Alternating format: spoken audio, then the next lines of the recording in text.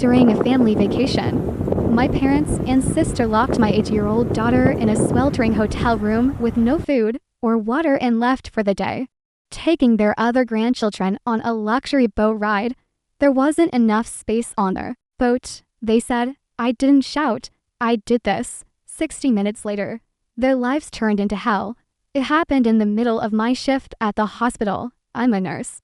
So, calls from numbers I don't know usually wait until break. But this one had the same area code as the hotel where my parents and sister were staying with my daughter Sophie. Something in me knew I had to answer. Is this Emma Mitchell? A woman asked.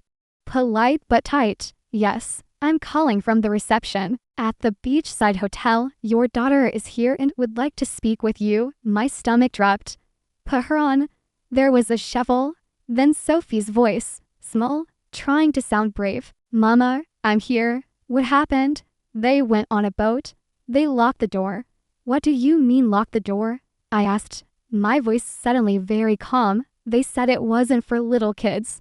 Grandma said I was naughty earlier. They left. I couldn't get water. It's really hot.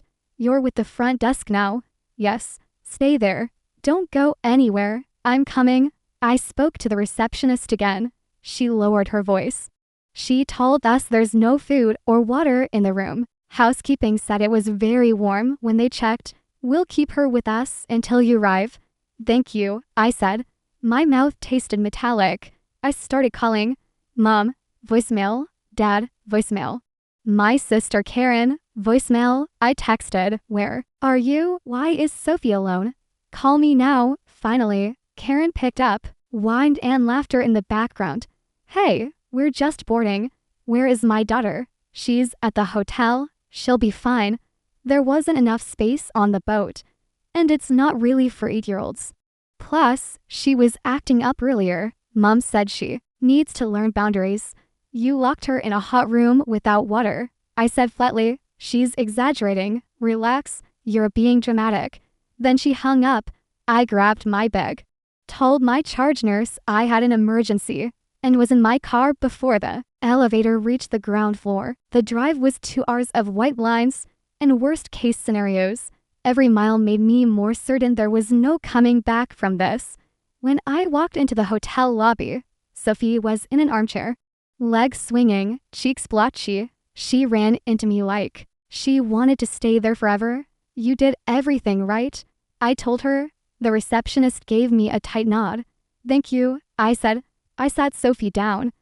Did anyone say when they'd be back? They said later.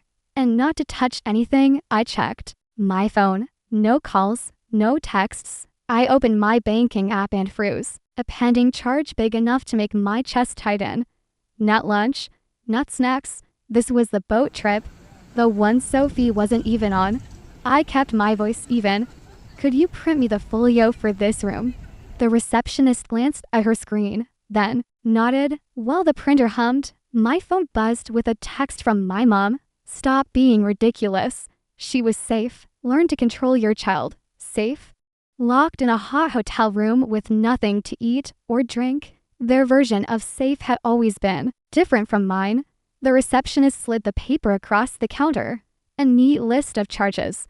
One of them big enough to make my stomach knot. I didn't need to study it. I already knew what it was. I folded it once and slipped it into my bag.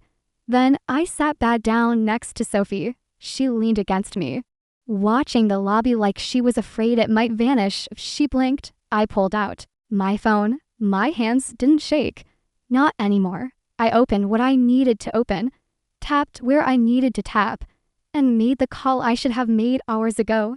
Sophie tilted her head.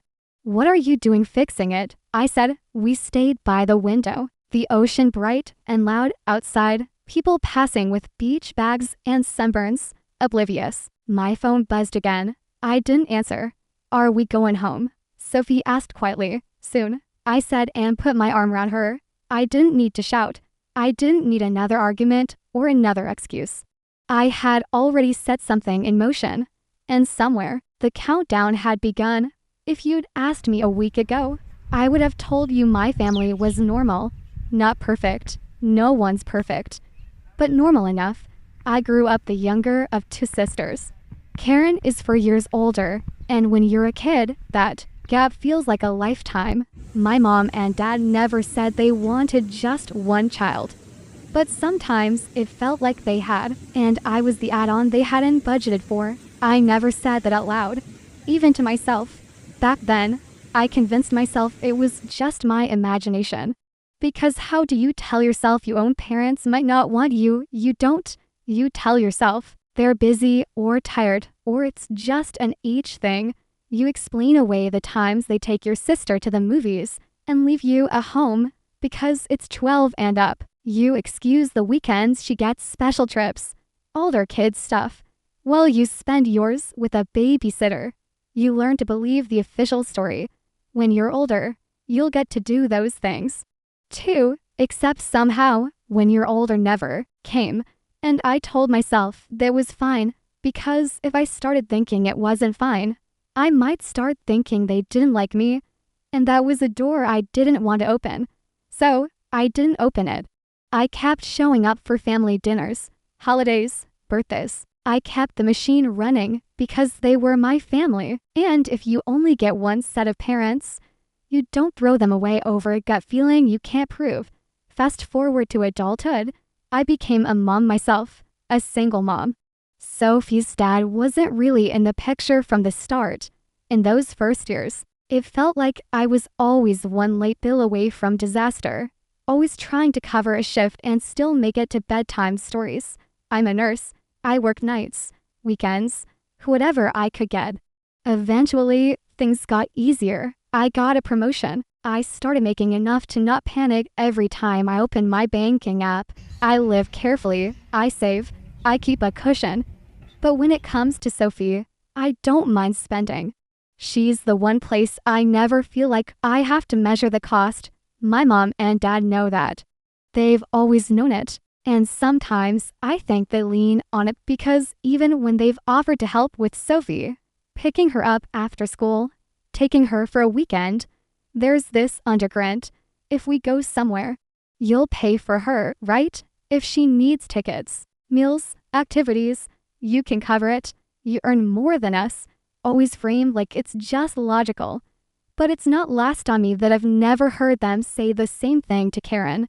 And speaking of Karen, if you want to know what the golden child looks like in adulthood, you could just watch her for 10 minutes. My parents adore her kids. Spoil them, every visit turns into a parade of gifts and trips. With Sophie, it's different. Less attention, fewer invitations. And when I've noticed it, really noticed it, I've told myself it's just in my head. I told myself that right up until this trip, the vacation had been their idea. 2 hours away, beachside hotel. They knew I couldn't get time off work that week. My schedule is like clockwork, and they know the weeks I'm locked in. But they insisted Sophie should go anyway. It'll be good for her. She'll get quality time with her grandparents and cousins. And I believed them because even if I had questions about how they treated me, I wanted to believe they'd treat Sophie differently, that she'd be safe with them. I paid for her share of the hotel, gave them my card so they wouldn't have to cover her food or activities. I thought I was doing the right thing, sitting there in the hotel lobby with Sophie next to me and the air conditioning blasting. I looked down at my phone and saw the charge for the boat trip. Expensive, more than expensive. And Sophie wasn't even on it. That was the moment it all lined up. Not just the boat, not just the locked room. All of it, the years of not enough space, and you're too young, and maybe next time, the weekends I was left behind as a kid, the way Sophie gets quietly sidelined now, the excuses that always sounded just plausible enough, except this time it wasn't an excuse. It was a locked door, a hot room, no food, no water, and a bill with my name on it. Something in me went very still, not rage. I'd had that already. This was colder, clearer. I looked at Sophie, swinging her legs on the lobby chair like it was any other day at a beach hotel. For everyone else here, maybe it was. But for me, it was the last day I was going to pretend this was normal. So I made the call. The call I should have made years ago. The one I'd been too afraid to even imagine. I called the police. The dispatcher's voice was steady, practiced. Mine was to somehow. I told her my daughter had been left locked in a hotel room in summer heat with no food or water while the rest of the family went on an all-day outing. I gave the room number, the hotel name, and said we were in the lobby. She said officers were on the way. I sat with Sophie and waited. Every minute felt longer than the last. The kind of waiting where you hear the hum of the air conditioning and the tap of your own pulse at the same time. When the police finally walked in, the air changed. Not dramatic. No flashing lights, just two officers in uniform, calm and steady. But suddenly, everyone in the lobby found a reason to glance at their phones. I stood. I'm the one who called. They sat me down and asked what happened. I told them plainly. Sophie is 8 years old. She was locked in that room for hours in the heat with no food or water. The rest of the family had gone out for the day. The older officer turned to the receptionist. Housekeeping found her she was alone and upset and asked to call her mom. We brought her down here. Hearing it spoken out loud by someone else made my chest tighten. It wasn't just my version of events anymore. It was fact. They wrote it down. Then I showed them my phone with the pending charge for the boat trip. They paid for this with my card. I said she wasn't even there. One officer raised an eyebrow. And the others? Where are they now? On the boat? I said, they should be back soon. They decided to wait. We sat there, me and Sophie on the lobby couch. Two officers posted near the entrance. I felt strangely calm. Not happy, not relieved, but calm in the way you get when there's nothing left to hide and no way for them to pretend it didn't happen. About 40 minutes later, they walked in, my mom first, then my dad, then Karen with her kids in tow, sunburned, sunglasses perched on their heads, still smelling like salt water and sunscreen. The laughter died instantly when they saw the uniforms. Can we help you? My mom asked the officers, her tone pure. I'm the one in charge here. Were you the guardians responsible for Sophie Mitchell today? Yes, she said. But we need to ask you some questions about why she was found unsupervised. Karen cut in before my mom could finish. She was fine. It was only a few hours. She was locked in a room without food or water. I said, my voice flat. It was hot. My dad shrugged. It wasn't that hot. The younger officer glanced at Sophie, then back to them. Would you leave your own children like that? Karen didn't even hesitate. Of course not. We'd never do that to our kids. The silence that followed was heavy enough to touch. I looked straight at her. So, you admit you treat my daughter differently? Karen rolled her eyes. She's spoiled. Our kids know how to behave. That was it. You could see the shift in the officer's posture. That small invisible line they'd been waiting to see crossed. One stepped away, radio in hand. I didn't hear every word, but I caught enough. CPS in protective custody. My mom's head snapped toward him. What is this about? Ma'am, the older officer said, we'll need you to wait here while we coordinate with Child Protective Services. Karen scoffed loud enough for the whole lobby. This is ridiculous. Overreact much. The younger officer didn't even look at her. Please take a seat. Sophie pressed herself into my side. I kept my hand on her shoulder, my eyes on the sliding glass doors at the front of the lobby. I wasn't sure what exactly was coming next, but I knew it wasn't going to be the quiet, polite wrap-up they were expecting. The radio call ended. The officer came back, murmured something to his partner, and both of them moved to stand between my family and the exit. My mom opened her mouth to argue again, but the older officer's voice was calm steel. You need to remain here until CPS arrives. This is non-negotiable. Karen folded her arms and leaned back in the chair like she was the one inconvenienced. My dad kept muttering under his breath, but I didn't bother to catch the words. I glanced at the reception desk. The woman there was arranging a stack of brochures, pretending not to listen, but her eyes kept flicking towards Sophie. If she had an opinion about what was happening, and I was sure she did, She was too professional to say it. Sophie whispered, "Are we going to leave soon?" "Yes," I said. "We are." Karen started up again. "She's fine. She wasn't in danger. We do this all the time." The younger officer cut her off. "You leave your own children in locked rooms all the time." Karen froze. My mom jumped in flustered. "No, not ours. Just mine," I said. No one answered that. The lobby doors slid open and 3 CPS workers walked in with clipboards in hand. For a second, nobody moved. The officer straightened a little. My mom's mouth fell open mid-sentence, and Karen sat forward like she'd been hit with a bucket of cold water. The only sound was the whoosh of the air conditioning. I stayed where I was on the couch. Sophie pressed against my side, watching. The workers introduced themselves, their voices calm, steady, professional. The kind of voices you want when everything else is falling apart. Then they split, one toward me, the other to straight to my family. I didn't hear every word, but Karen wasn't exactly whispering. Her voice carried across the lobby, sharp and desperate. "She's fine. She wasn't in danger. We do this all the time." The younger officer I'd been watching earlier cut in. His tone clipped. "You leave your own children in locked rooms all the time." Karen stammered. "No, not them, just mine," I said again. Not loudly, but loud enough. No one answered. The CPS worker near me crouched down so she was eye level with Sophie. "Hi, sweetheart. I'm Dana. You're safe now. You did the right thing by telling someone."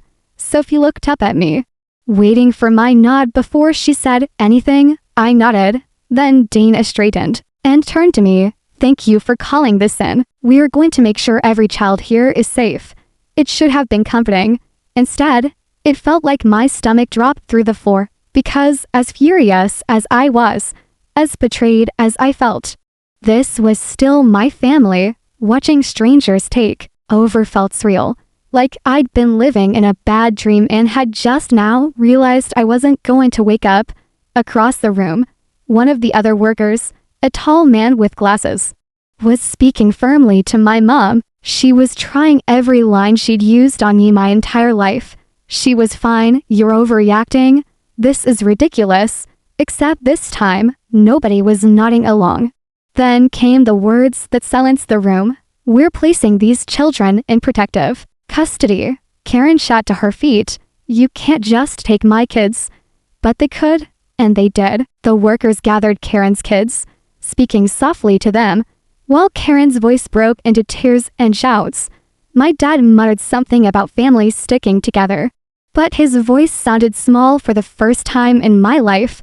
The kids were led toward the door, backpacks dangling from their shoulders. Still sniffling, I didn't move. Sophie didn't move.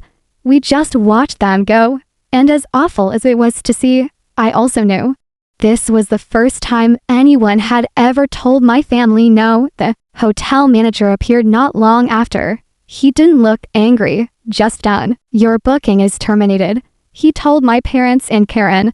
"We don't allow child endangerment on our property." Karen sputtered. "You can't. It's already arranged. Staff will help you collect your belongings." Minutes later, I watched as bellmen carried their suitcases down one by one under police supervision.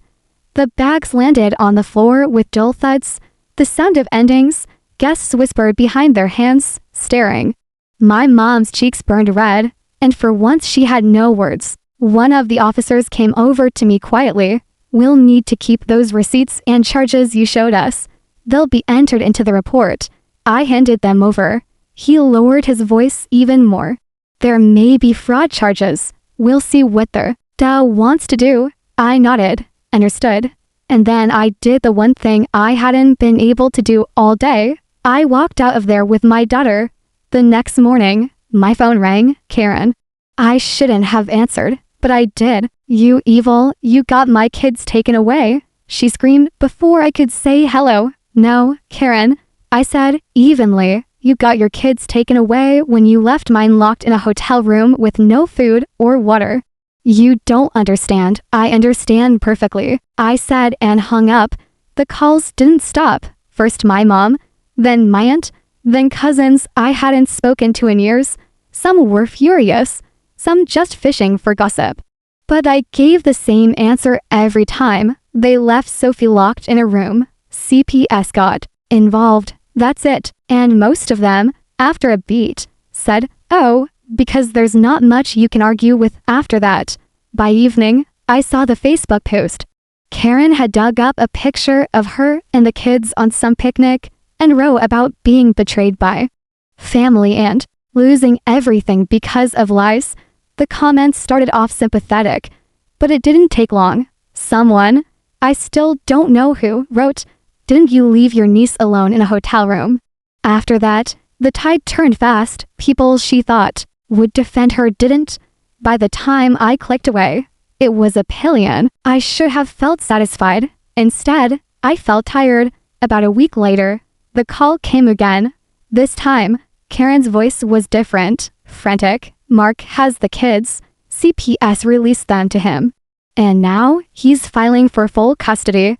Do you understand? I'm going to lose them." I closed my eyes. He's their father. Where else did you think they'd go? They were supposed to come back to me, she cried.